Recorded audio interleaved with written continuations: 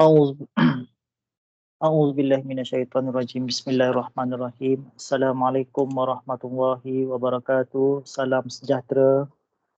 Okey, pada minggu lepas kita telah masuk topik baru iaitu digital ethic dan kita telah discuss tentang 4E yang pertama kan, kalau masih ingat lagi lah.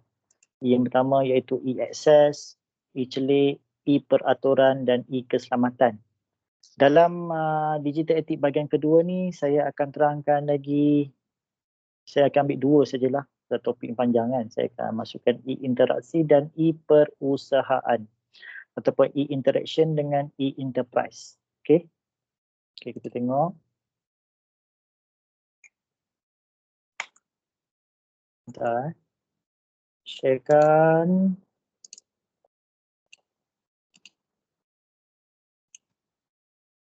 Okey.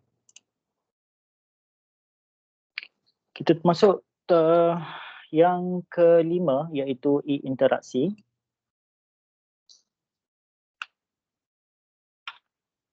Okey, dalam E-interaksi ni kita ada objektif pembelajaran. Pelajar akan dapat menjelaskan bentuk pelanggaran keselamatan digital. Okay, yang kedua, menjelaskan nilai perlindungan, jenis perlindungan dalam talian, dan yang ketiga, membandingkan perbezaan antara menggunakan sumber yang dikongsi ataupun share resource dengan sumber tertuju khas. Okey, kita tengok. Apakah yang dimasukkan dengan E-interaksi? Ya. Apakah yang dimasukkan dengan E-interaksi dan kerjasama? Okey. Interaksi digital. Interaksi digital adalah komunikasi dalam talian antara seseorang melalui teknologi digital seperti email, forum, blog dan sebagainya. Okay, kerjasama digital pula ialah bekerja bersama-sama dan berkongsi idea dan maklumat menggunakan teknologi dalam talian. Apa tujuan dia? Membolehkan perhubungan yang cekap, bermakna antara manusia dan maklumat.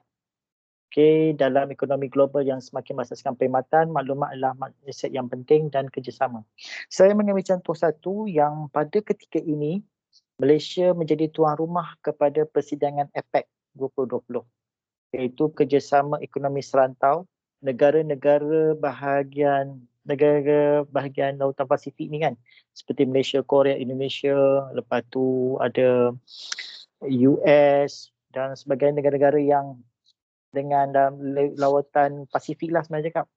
Okey, pada permulaannya, pada perancangan asalnya, persidangan APEC ni dilaksanakan secara bersemuka, iaitu pemimpin-pemimpin negara di sekitar lautan Pasifik, maknanya yang berkongsi lautan yang besar ni lah kan, kita Lautan Selatan. Okey, akan bersidang dan Malaysia menjadi tuan rumah. Okay, menjadi tuan rumah persidangan ketua-ketua negara dan ketua-ketua ekonomi negara. Jadi kat sini mereka berbincang. Tetapi yang menjadi sejarahnya ialah persidangan kali ini dilakukan secara virtual, secara maya disebabkan pandemik COVID. Jadi kat sini kita nampak kerjasama. Tetap dilaksanakan juga persidangan ini walaupun dengan kedatangan pandemik ini. Jadi Malaysia telah mengambil inisiatif melakukan secara maya. Bayangkan kalau macam peserta-peserta luar negara ni datang, mudah datang Malaysia kan. Dia datang, kita boleh setting masa. Tapi dengan ketidakhadiran mereka dan persidangan secara maya ni memerlukan kita settingkan satu masa tertentu untuk semua ada dalam persidangan itu. Okey, ikutkan saya baca fakta ada 8 zon masa. Okey, maknanya persidangan ini jadi macam Malaysia pukul 8 pagi, kat negara lain mungkin tengah malam. Macam tu. Jadi kat sini nampak contoh nampak dikasih bagaimana kerjasama ni berlaku. Okay. Seterusnya, bagaimanakah teknologi baru merubah cara kita berkomunikasi? Okey, pada zaman dahulu, macam lama sangat dah pada zaman dahulu tu. Pada ketika dulu komunikasi antara manusia. Saya tak ceritalah zaman pakai asap dan sebagainya. Kita ambil yang tak ke belakang sikit lah. Penggunaan surat, penggunaan talian tetap di rumah, telefon dan perjumpaan secara bersemuka. Iaitu macam jumpa cara meeting macam biasa ni, perjumpaan. Saya cakaplah macam katakan perjumpaan APEC yang sebelum-sebelum ni, jumpa secara bersemuka pemimpin-pemimpin mereka. Dan kita gunakan kaedah media baru. Saya cakaplah yang slide ni tak update okey. Penggunaan baru seperti Twitter, Facebook, boleh gunakan Facebook Live, YouTube Live, Google, Yahoo Messenger pun dah tak ada dah. Okey. Okey, ini adalah contoh media-media baru. Okey, mengenal pasti pelbagai bentuk komunikasi dan kerjasama digital. Okey, sekarang ni kita gunakan email. Lagi laman rangkaian sosial seperti Facebook, Instagram, WhatsApp dan sebagainya. Kemudian kita ada blog. Dan kita ada forum dalam talian. Okey, forum macam letakkan satu isu dan ahli-ahli akan berbincang secara ilmiah dalam tu. Ada yang ilmiah, ada yang secara provokasi. Provok tak habis nak jadi batu api, nak melagakan orang. Okey, kemudian satu lagi pesanan segera, SMS lah. Benda ni pun dah kita kurang pakai. Okey, apa adab dia? Kita ada adab, ada manner dia lah, cara nak berkomunikasi dengan orang dalam talian. Seperti gunakan bahasa yang betul. Okey, gunakan bahasa yang betul sebab pemahaman orang tak sama dengan pemahaman kita. Okey, contoh macam kita type ayat, kita gunakan tulisan huruf besar semua. Okey, jadi kat situ pemahaman orang lain macam kita marah. Tapi sebenarnya kita nak terlupalah kita tekan caps lock dan sebagainya. So hati-hati. Kemudian layan orang lain seperti mana semasa anda berkomunikasi secara bersemuka, macam mana kita jumpa orang cakap baik-baik, macam tu juga kita layan orang baik-baik dalam talian. Sama ada buat video call ke, chatting ke, kita layan orang baik. Macam mana kita nak dilayan oleh orang lain, kita pun mesti melayan orang dengan baik. Jangan berkata apa-apa jika tidak mempunyai apa-apa yang baik untuk dikatakan. Orang cakap diam itu lebih baik. Okay? Jika tidak mengapa untuk tidak bersetuju, tetapi berikan kewajaran anda. Kita mungkin tidak bersetuju dengan pendapat orang lain, tapi kita kena raikan je lah. Okay? Kalau kita nak pendapat kita diterima oleh orang lain, kita juga haruslah bersedia untuk menerima pendapat orang lain. Dan yang kelima, jangan galakkan pergaduhan, jangan kita jadi batu api. Okey, apa lagi? Balas lagi. Tag orang ni. Okey, orang ni pun datang, serang lagi. Dan kita pun tag orang ni pula, serang lagi. Jadi kita jangan jadi batu api. Okey, menggunakan pengaruh laman web rangkaian sosial adalah contoh sangat baik untuk menggunakan teknologi yang pantas. Jadi kita boleh gunakan nama web ni, rangkaian ni, macam Facebook dan YouTube ni untuk ke arah kebaikan. Okey, menyebarkan maklumat yang sahih, menyampaikan ilmu dan sebagainya, awak dapat kebaikan. Awak sampaikan ilmu yang baik dalam YouTube, orang lain tengok YouTube tu berulang kali dan sampai kepada orang lain, awak akan dapat pahala yang berterusan. Dipanggil ilmu lah, menyampaikan ilmu yang baik. Okey. Okey, ini ada contoh satu kes dekat Indonesia di mana seorang ibu di Indonesia menang kes fitnah hospital. Okey, yang ni boleh baca lah ni. Saya tak nak benda ni panjang kan. Kita boleh baca dia punya kronologi dia. Okey.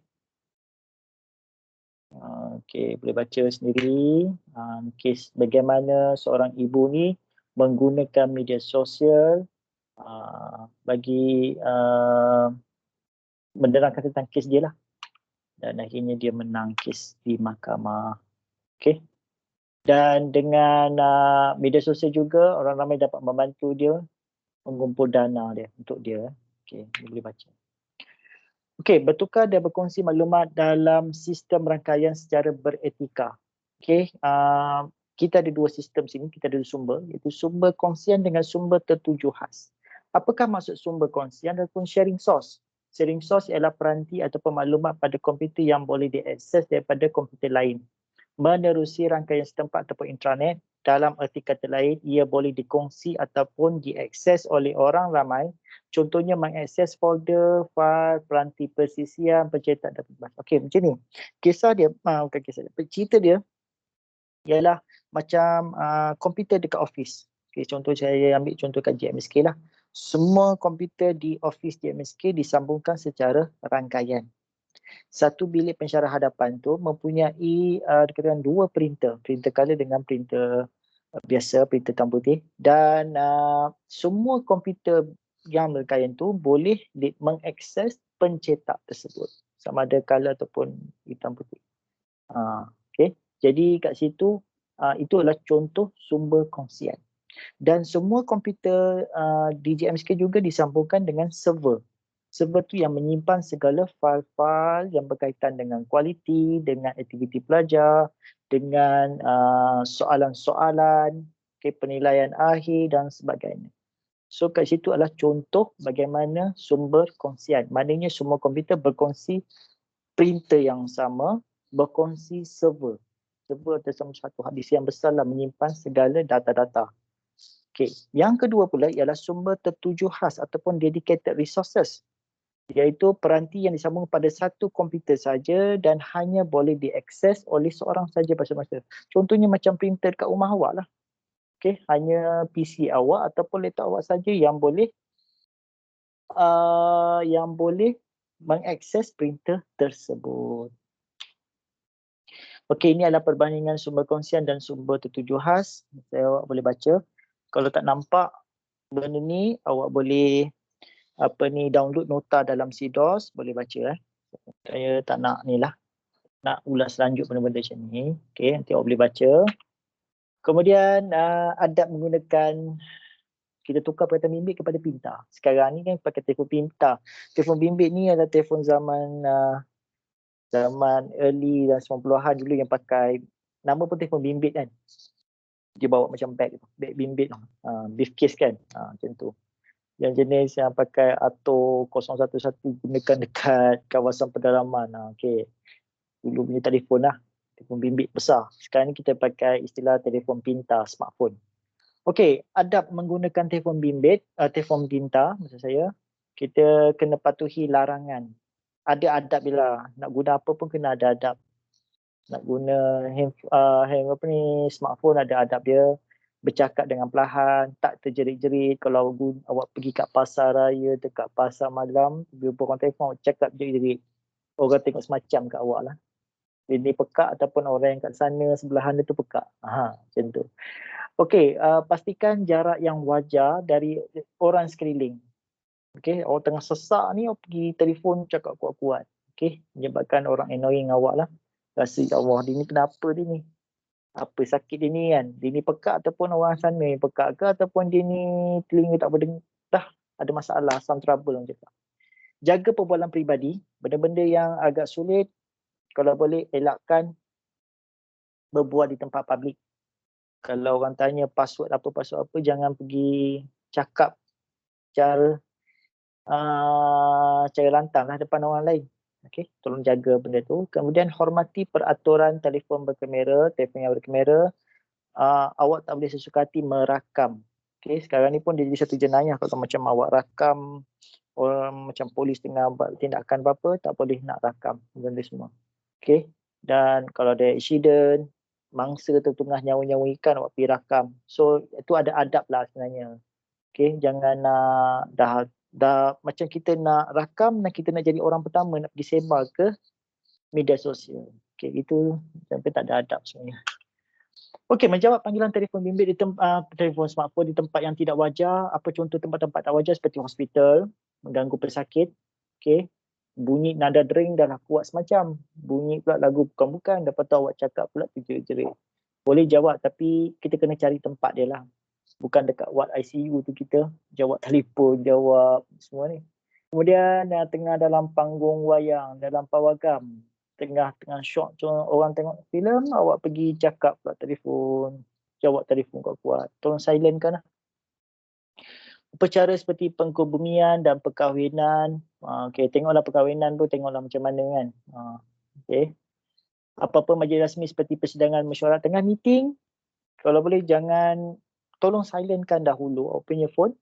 Kemudian kalau ada panggilan betul-betul mustahak, emergency, penting sangat, awak boleh beritahu tuan pengurusi, saya minta maaf saya nak keluar, ada panggilan kecemasan apa ke, boleh keluar. Okey, bukan tak boleh jawab langsung. Tapi ada adab dia lah. Maknanya bagi tahu dengan pengurusi, saya perlu keluar, saya perlu menjawab panggilan ni amat penting. Okey. Kemudian tempat keagamaan atau tempat ibadat seperti masjid, kuil dan gereja, okey, tengah contohlah ambil tengah khutbah.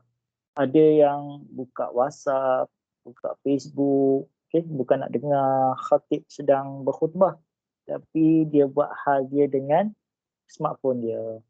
Okey, dalam library. Okey, ini panggilan tak wajar menjawab panggilan kan. Okey, tempat orang senyap nak study, tapi kalau nak buka phone, nak search information, tak ada masalah. Kemudian dalam museum, okey, nak ambil gambar ke, tak ada masalah. Semua tu. Cuma jawab telefon, tengok kesesuaian lah. Kalau orang tak ada ke apa ke, boleh dia jawab, tapi silent lah dulu. Okey, mengenai pasti penyalahgunaan teknologi, contoh-contoh penyalahgunaan teknologi. Orang yang salah guna dia. Okey, pada dan teknologi, apa dia?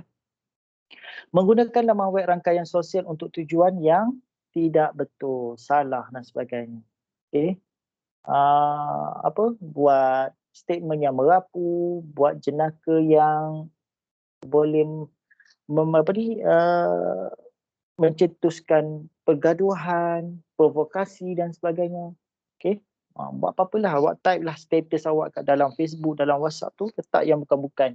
Menyebabkan orang saling tidak bersetuju dengan awak punya pendapat dan sebagainya. Menulis blog untuk menyebarkan kebencian. Okey, buat cerita-cerita yang tak elok lah sebenarnya. Okey, contoh blog membahayakan keselamatan bila menghantar SMS ataupun WhatsApp ketika memandu. Okey, sekarang ni satu kesalahan yang besar lah. Kalau perasan dalam 2-3 hari ni ada orang viralkan yang didapat surat saman kerana menggunakan smartphone ketika memandu, sama ada dia call ke, dia WhatsApp ke, tak tahu siapa. Tapi dia cakap terus kepada mahkamah benda ni.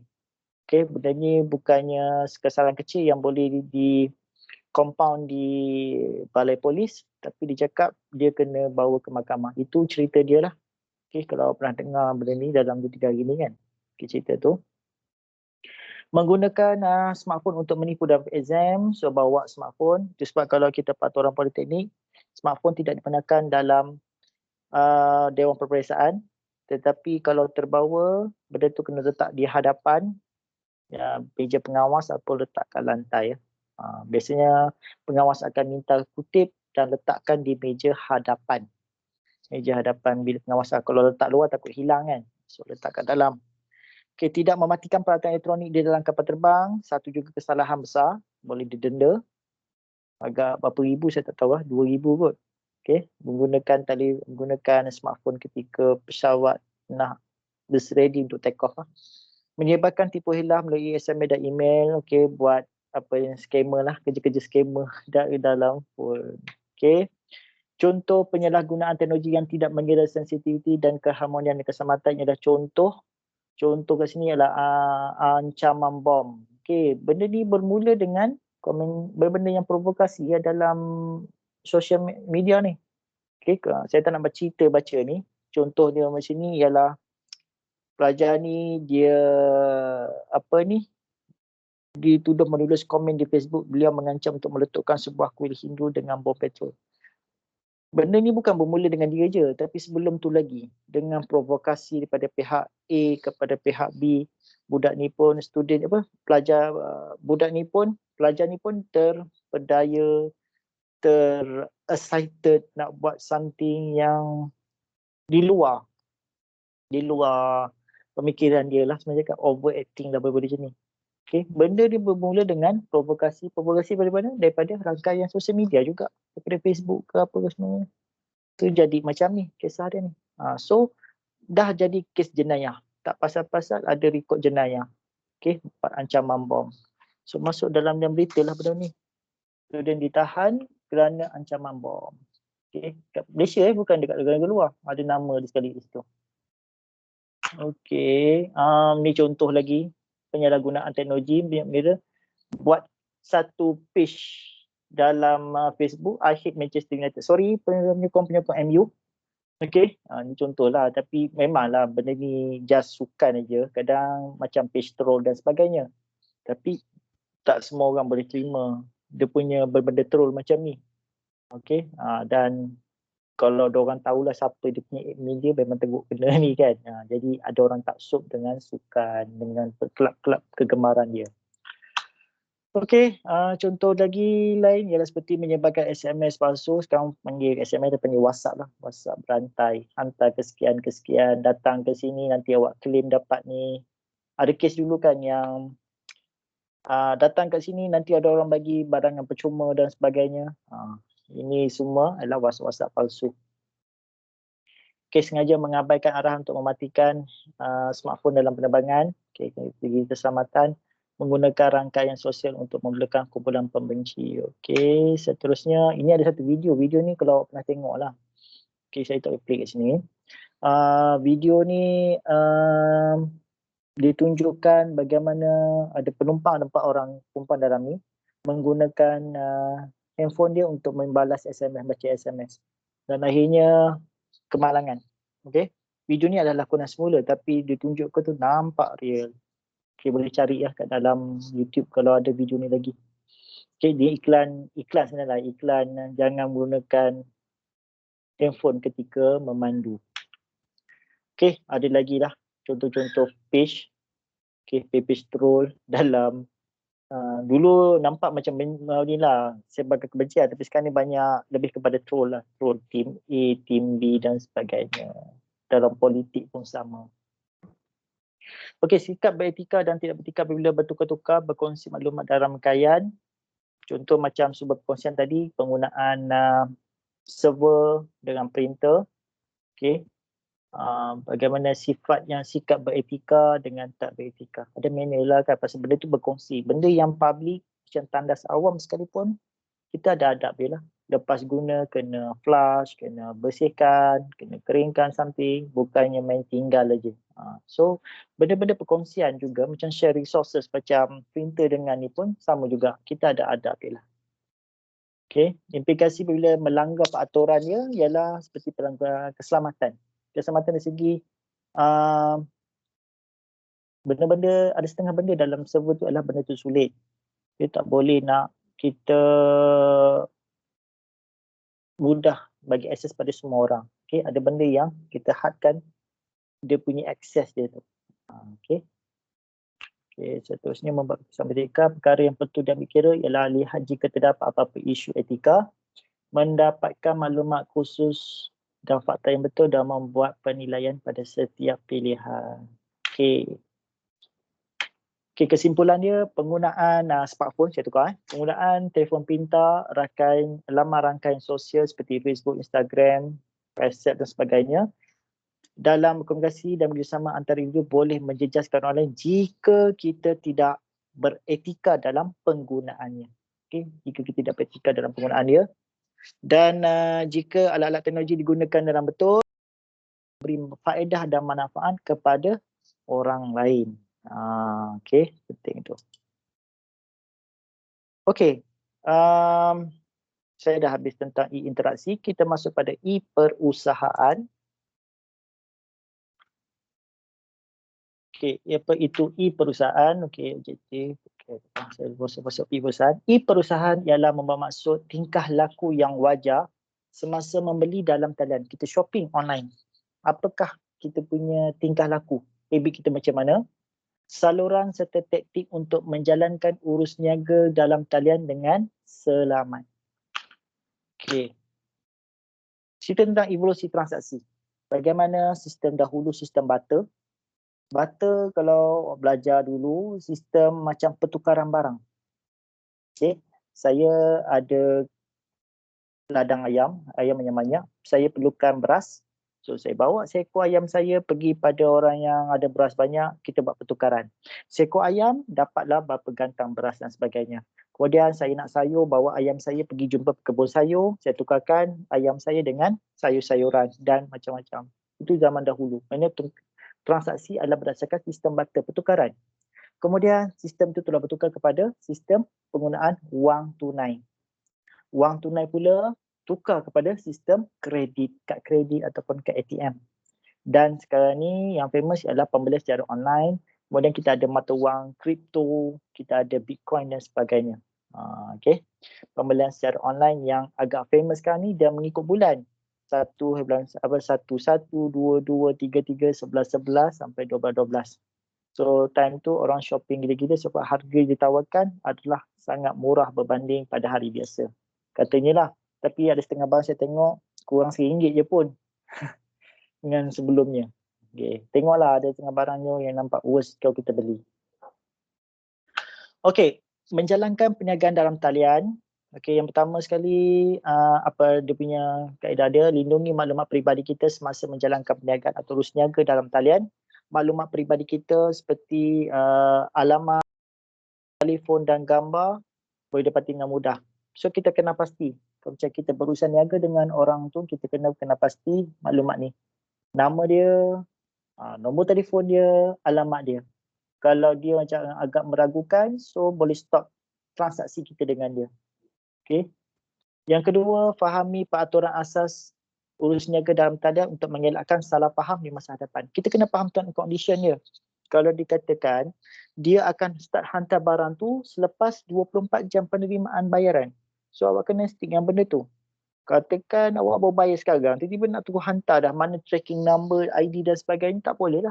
So apa dia ada term and condition dia. Selepas saya terima bayaran, saya akan bagi dalam masa katakan 12 jam untuk saya hantar dan bagi awak tracking number. So kena faham term and condition dia. Okay, amalkan tingkah laku yang positif dalam talian. Mengenal pasti jenis urus niaga di internet. Okay, contoh di kat sini ialah e-dagang atau pembelian dalam internet ataupun kita gunakan e-commerce sekarang ni istilahan. Okay, contoh dia apa? Shopee, Lazada, Alibaba, eBay, Banggood dan sebagainya. Macam-macam lah sekarang ni. So sekarang ni semua shopping dekat rumah saja, di hujung jari. Okay, tengok berkenan kita terus beli dalam phone kan. Kita add card dan sebagainya. Okay, e-dagang ataupun perdagangan elektronik ataupun e-commerce adalah pembelian dalam talian bermaksud menjalankan urus niaga di internet. Ia melibatkan penjualan dan pembelian barang atau perkhidmatan dalam talian. Okay. Okey, apakah yang perlu dibuat sebelum melakukan urus niaga dalam talian? Apa perlu kita ada? Perlu kita kena sediakan ini. Iaitu nama, alamat dan nombor telefon penjual. Wajib adalah kita kenal dengan siapa kita berurus niaga. Nama, alamat email jika ada. Dia macam ni lah, kalau awak nampak barang dari internet, saya rasa lebih selamat, paling selamat ialah kita berjumpa secara face to face lah.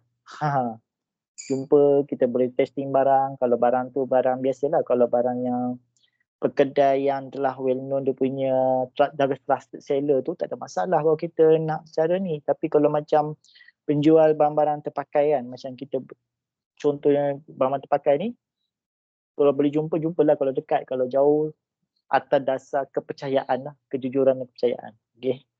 Yang ketiga, gambaran barangan atau perkhidmatan. Kalau tengok gambar nampak macam besar, awak kena baca description dia. Tengok dia punya macam dimension ukuran dia. Berat dia berapa, panjang berapa, lebar berapa, tinggi berapa. So kita awak dapat gambaran. Oh, benda tu saiz dia besar ni je. Nampak gambar tu macam besar. Bila kita ukur dia, oh besar ni je. So kena dapat gambaran tu dulu. Okay.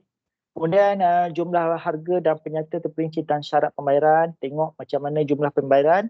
Adakah pembayaran itu termasuk dengan harga postage. Okay. Dan syarat pembayaran, dia nak guna apa, akaun transfer ke macam mana ke, kena clear lah benda tu. Tarikh barangan atau perkhidmatan itu dihantar. Make sure dia cakap penghantaran dibuat selepas beberapa hari, berapa jam pembayaran telah clear. Okay, pembayaran dia dah dapat baru dia hantar. Okay, lepas tu kena dapatkan lah tracking ID dia. Kalau dia hantar pakai yang ada track kan. Kemudian mata wang digunakan pembayaran. Kalau pastikan lah, ini cerita dalam Malaysia, okeylah RM. Tapi kalau macam beli dekat eBay, eBay US, kemudian pergi dekat Alibaba, DHgate dan sebagainya, awak kena tengok peka dengan kadar tukaran mata wang. Untuk sekarang ni $1 US, $1 sama dengan RM4.14. Okey, tengoklah pertukaran kalau situ tulis situ $2, sepatutnya RM8 lebih kan, contoh kan. Tapi kalau dia letak harga ni, kena fahamlah dari segi ni. Sebab apa, lepas kita buat pertukaran sen, kita ada charge lagi dengan bank. Sebab apa, kita buat pembelian secara luar negara. So ada charge lagi. So kena tengok benda tu. Adakah ia berbaloi sama ada beli kat overseas ataupun beli dekat lokal dalam negara. Okey, penjelasan tentang cara barangan itu dihantar kepada anda, tengok dia bagi option. Kalau nak cepat, pakailah DHL, FedEx dan sebagainya ataupun pakai pos yang biasa. Tu mungkin take time sikitlah dia punya penghantaran itu. Okey, kemudian polisi pemulangan atau pertukaran. Sekiranya barang tu rosak. Baru-baru ni ada kes kan yang lori Shopee ke Lazada yang terbakar itu.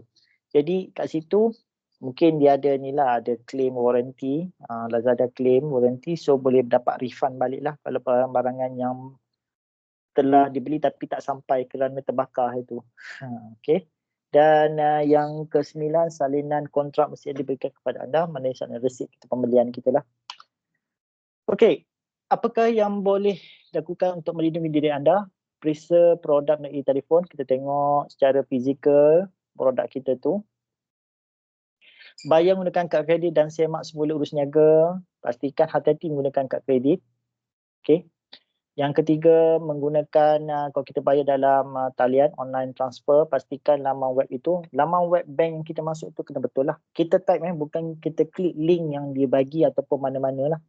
Okay, pastikan ketekan contoh maybanktoyou.com.my, pastikan pada sebelum HTTPS tu ada logo macam logo mangga. So dipanggil secure punya ni lah, web lah. Bukannya laman web yang phishing. Kalau saya dah tunjukkan yang dalam nota yang lepas, phishing tu laman web untuk memancing awak memberi username dengan password. Okay, hati-hatilah. So mempunyai cap keselamatan syarikat. Okay. Ni adalah contoh-contoh kes tahun 2001, lama cerita lah. Okey, perbankan dalam talian, internet banking ditetapkan sebagai sistem perbankan dalam talian yang menawarkan hampir keseluruhan tradisional yang disediakan oleh cawangan bank. So apa benda aktiviti dalam atau kaunter ada dalam internet banking. Semua ada kat sini. Ia membolehkan pelanggan bank melakukan urus niaga lebih cepat dan pantas. So kalau office hour bank buka pukul 9, habis pukul 4.30 atau pukul 5. Tapi kalau internet ni 24 hours lah, kecuali kalau dia buat maintenance punya set maintenance tu, dia tutup lah. Tapi 24 jam. Sabtu Ahad pun dia jalan, boleh transfer online. So lebih pantas. Okey, panduan mengurangkan risiko pemangkan dalam talian. Yang pertama, rahsiakan nombor PIN. Ini normal lah. So awak kena bagi PIN awak pada orang-orang yang awak percayai saja. Pada ibu bapa dan sebagainya.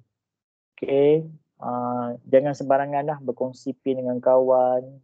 Kalau kawan rapat sekalipun, boleh jadi jugalah. Okay, boleh ni lah kan, boleh hilang kan. Okey, cari ikon ibu kunci. Saya kata tadi macam bentuk mangga tadi kan. Gunakan firewall, dinding api ni, sebagai untuk protect komputer kita daripada dihack oleh pihak luar. Okey, kemudian kita kena update antivirus dan sebagainya lah.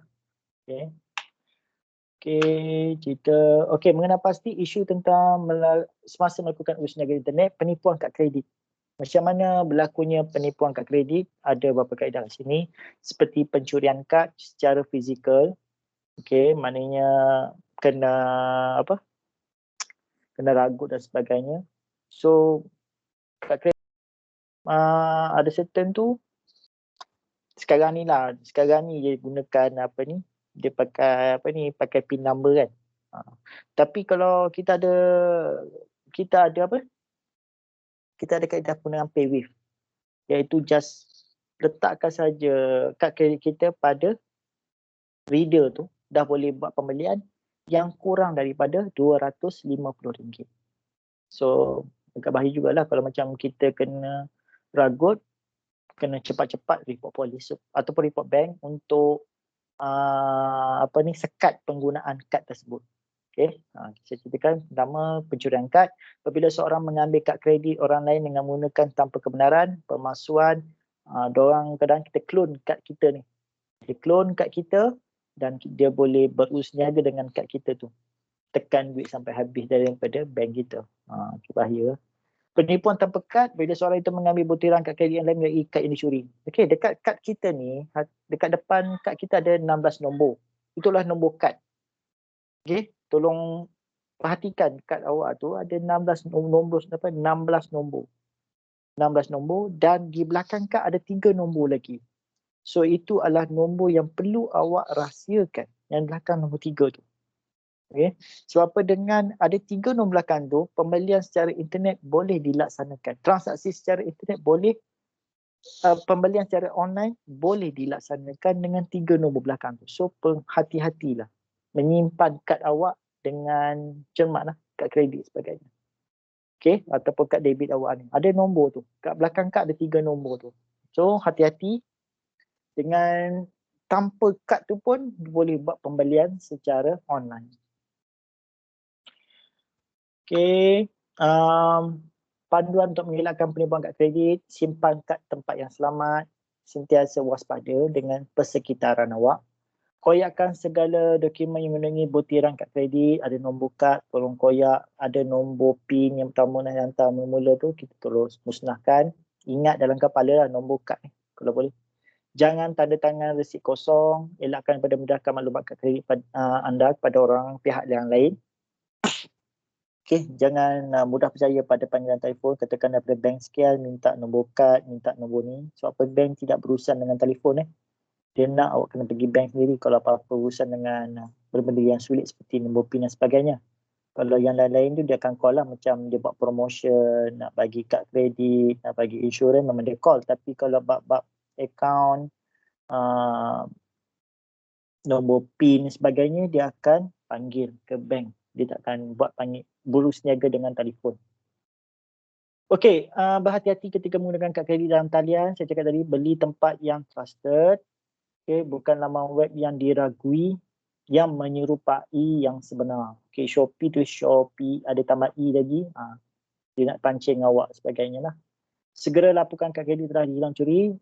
Lepas kena ragu, terus buat report polis, report bank. Okey, report bank penting sebab kita nak sekat penggunaan dia supaya tidak berlaku kerugian lah.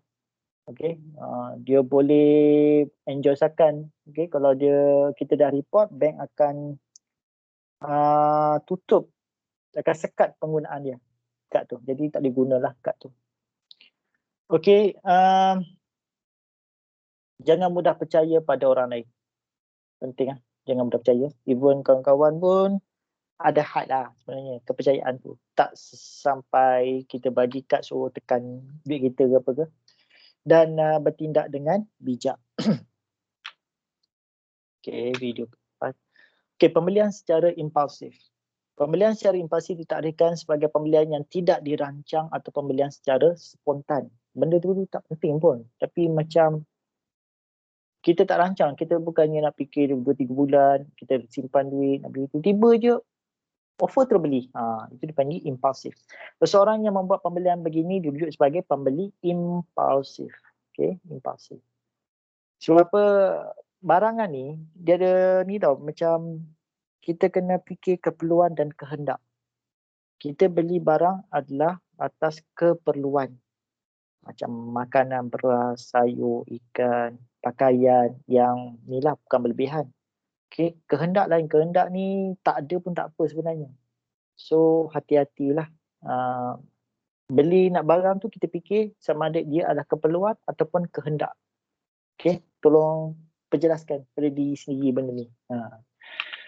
Okey, panduan mengelakkan diri pada membeli barang secara impulsif. Cara macam mana kita nak elak beli barang secara spontan ataupun tergesa-gesa ni, ketahui berapa banyak wang kita belanjakan. Adakah benda tu betul-betul keperluan kita atau just kehendak kita saja. Okay. Berfikir 2 kali. Lebih pun tak apalah. Fikir pro and con. Kalau beli sekarang ni, okey tak? Sesuai tak beli barang ni sekarang? Sesuai tak kalau kita tangguhkan dulu? Kalau tak ada barang ni, boleh tak kita bekerja? Kalau tak ada barang ni, boleh tak kita buat ini sebagainya. Dan tetapkan objektif anda yang jelas bila membeli, belah. Kita sediakan senarai lah. Bukan nak beli benda ni je. Kalau ada lebih, barulah nak beli benda tu. Okay? Macam tu.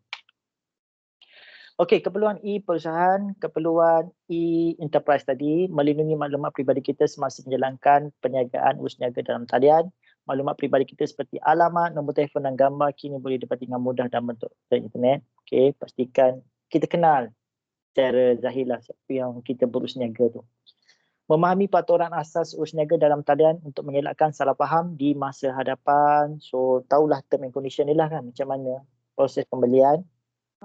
Kalau fizikal ni kita beli sekarang, dapat sekarang. Baik hulur duit, dapat barang. Tapi yang menggunakan online ni, take time lah sikit. So, kena timbang rasa kat situ.